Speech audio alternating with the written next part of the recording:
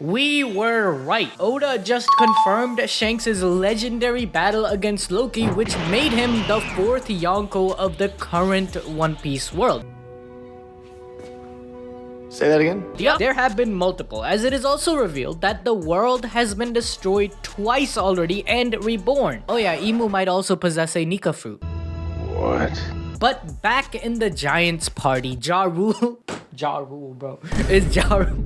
But back in the Giants party, Ja Rule gives us some information on Elbaf, saying that the humans never get to see the upper worlds of the country and always end up in the underworld, which would make them believe that the underworld is the entirety of Elbaf. That's why humans are scared of the country and people keep their distance from it. I mean, if you'd end up in a snowy forest with terrifying beasts, you'd run away too. Through this, Oda is trying to explore how we as people usually fear what we don't know or understand. The first impression we have of something leaves a lasting mark, so seeing giant animals run you down or giant warriors holding big ass axes has told the world of a barbaric culture of inhuman monsters when it comes to Elbaf, which couldn't be further from the truth, because even in Elbaf we have gooners like Rodo. Okay, seriously though, Elbaf has a rich history and culture with a huge fascination for the outside world, as we witness many giants show interest towards Jinbei or Brook as they look quite different from other humans. This also shows the flip side of it, where to the giants, small people are all just grouped into one category of humans, which is a juxtaposition of humans lumping all giants into one pile as well. This would normally contradict what we have said before, that the giants and fishmen used to live closely in harmony back in the day, but it's highly likely that these past records of other races were lost to time, especially after the Void Century. Meanwhile, Usopp talks about his big ass adventures, such as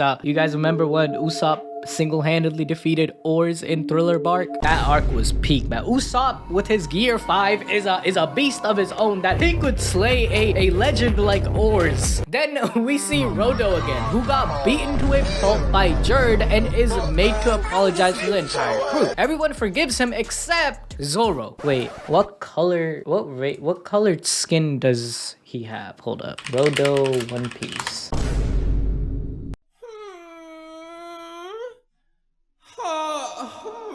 There is some melanin there, okay? So it's in character for Zoro. He says that he was about to kill Rodo if Usopp didn't stop him. Like, honestly, Zoro's stare alone makes this dude fall from his chair, which prompts the others to mention the Straw Hat's bounties. Not the actual numbers, but just that it's hella high. Now, they could be talking about their original bounties after Wano. However, I think Oda is leaving crumbs for the eventual reveal of post-Egghead bounties, because the Egghead incident definitely warrants a response from the government. Moreover, as Zoro threatens Rodo, he states that it is every giant's dream to become the Sun God and rule the world, such that it causes a lot of conflict among the giants, resulting in infights, since many disagree on what the actual Sun God even is. Loki, however, believes this myth more than any other giant, since he considers himself the strongest of them all. And to be honest, he might just be right. I mean, think about it. The guy alone fought against the entirety of the giant pirates, to the point they needed Shanks' help to finally capture him. But what makes the Sun God even more interesting is what the people believe him to be, as some view him as the god of liberation, while others think he's the god of destruction, which also kind of makes sense considering all the destruction Luffy has caused throughout his adventures in the process of liberating people. So yeah, that checks out. With Nika being the harbinger of change, some people are liberated in the process,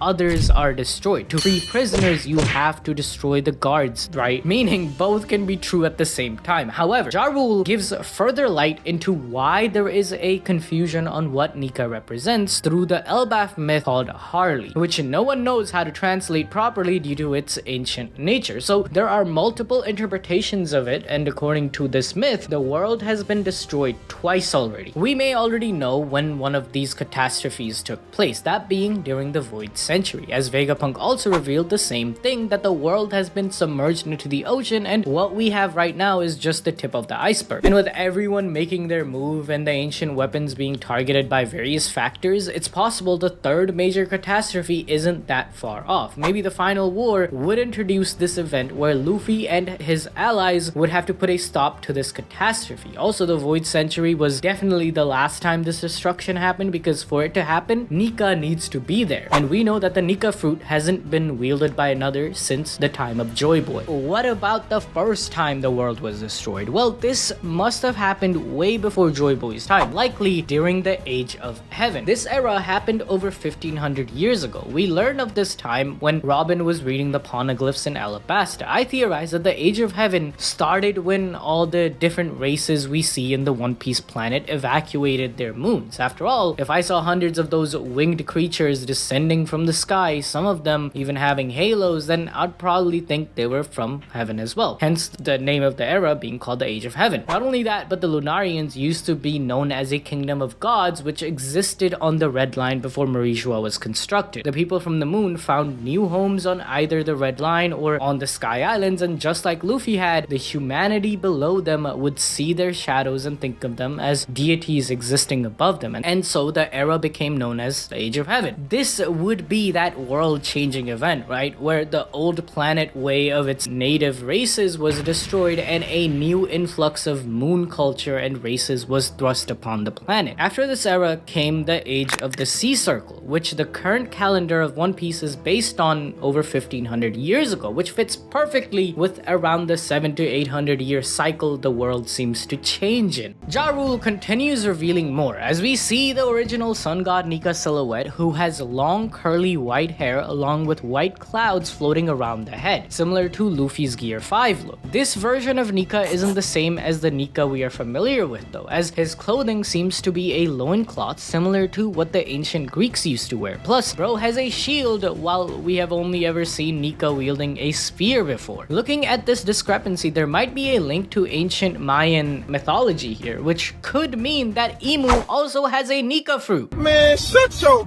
ass up, nigga. Nobody asked you. Okay, stay with me now. This is not like the dragon theory of dragon is definitely coming to Egghead. That's not what I mean. But what I mean is that this is not utter bullshit. There is a pretty popular One Piece theory in the community that Joyboy and Imu might have been brothers or twins, and we know Joyboy is the Nika with the spear. So what if Imu is the Nika with the shield? It also explains why the giants view Nika as being both a liberator and a destroyer. What if Nika is actually two people? This is similar to the Mayan story of the hero twins Hamfu and Zabliki, who, I don't know, I have no idea how to even say these words, but these guys were semi-divine humans that embarked on countless adventures together, whose stories mainly serve as symbols for addressing themes of death, rebirth, and cosmic balance. They both symbolize duality and complement each other when it comes to life or death or light and dark, as they show a cycle of the sun and the moon often being at the tip of balance in nature, which is what Joyboy and Imu's War 800 years ago also addresses. Regardless, if the sun god is a hero or a destroyer, he also appears when the world is about to change. This is also a throwback to Madame Charlie's prediction that Luffy is going to be the one to destroy Fishman Island, but for a different reason, as we in the community believe that the destruction of Fishman Island would finally allow the fishmen and merfolk to be saved by Noah when they can finally live in peace under the sun in the surface, fulfilling Joyboy's promise from 800 years ago. This is the entire reason why people in power such as the Gorosei and the world government are afraid of the sun god fruit, as just by revealing itself shows that a great change is about to take place in the world. However, Luffy finally learns about Nika and remembers all the stuff Bonnie was talking about. He understands what everyone was referring to, including both Dory and Broggy, who called him the sun god. But Luffy being Luffy, he says he's got nothing to do with the sun god. Furthermore, Ja Rule states that the whole issue between King Harold and Prince Loki was a result of Loki seeing himself as the sun god of change, bolstered by him being the strongest giant. This would make sense, as Shanks was given Yonko status when he cut down Loki, as killing his own father made Loki an enemy of the world government, including the fact that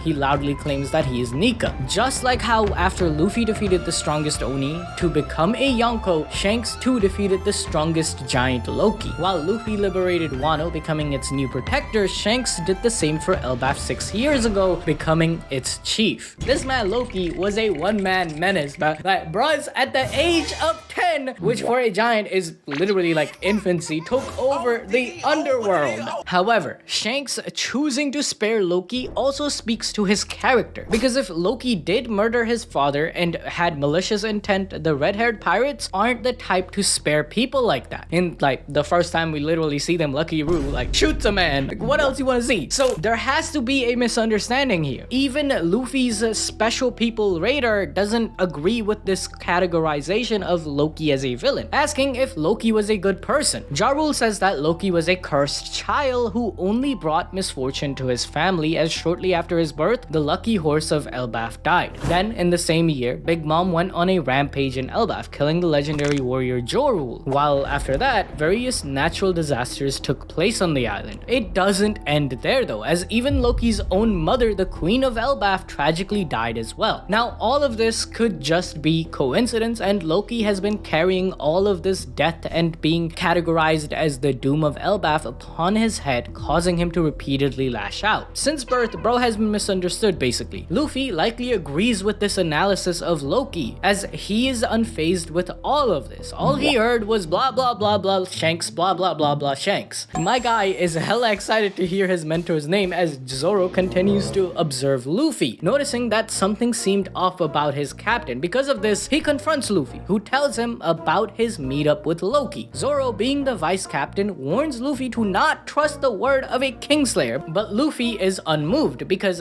if Loki was lying, then he would just beat him up again. And so Nami also joins the duo in their adventure because she wants to loot the castle of Elbaf. Zoro goes along with his captain's plan to free Loki and says that he and Nami will get the key to the chains, but they will still keep an eye on Loki. With Rodo now officially joining the Nami slave club led by Zeus, he rows the Svar that is carrying Luffy, Zoro, and Nami. Down in the underworld though, we finally get to see evil Shanks and the baddie meeting with Loki as they want to recruit him to the God's Night. The God Knights are considered to be even bigger than the Celestial Dragons, as we have seen Figarland execute Saint Don Quixote Misgard publicly, and then take Saturn's position in the Gorosei after he was killed by Imu. Now, why would such a position be given to a psycho muggle like Loki? He's not even a celestial dragon. It's possible that the world government wants to keep a close eye on him, since he not only publicly stated that he's the Sun God Nika, but he alone caused chaos in one of the strongest countries in the world. Perhaps they have powers to rein in someone like Loki, as we already know the history of the government tricking giants into doing their bidding. The more probable explanation to this is that Loki's devil fruit power rivals that of the sun god, since it's been passed down throughout the generations in the royal family. However, Loki is having none of it. He outright laughs at pranks, saying that he doesn't want to join scum, once again showcasing that at the end of the day, he is a good guy whose values align with Luffy. Instead, asking if the two are considered celestial dragons, where the woman is revealed to be Gunko of the God's Knights. And goddamn, bro, buy some pants, bro. Like,